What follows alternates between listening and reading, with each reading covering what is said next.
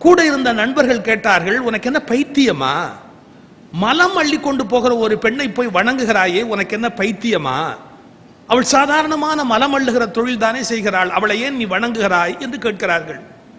அந்த இளைஞன் சொன்னான், நான் குழந்தையாக இருந்தபோது என்னுடைய மலத்தை என்னுடைய தாய் அள்ளினாள். ஒரு குழந்தையின் மலத்தை தாய் சுமக்கிறாள் என்று சொன்னால், இந்த கல்கத்தாவில் இருக்கிற எல்லாருடைய மலத்தையும் சுமக்கிற இவளை கல்கத்தாவின் தாய் என்று நான் ஏன் வணங்கக்கூடாது?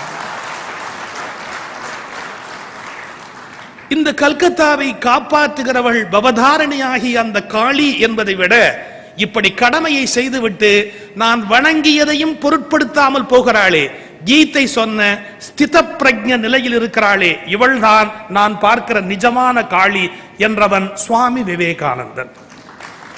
Sisters and brothers of America,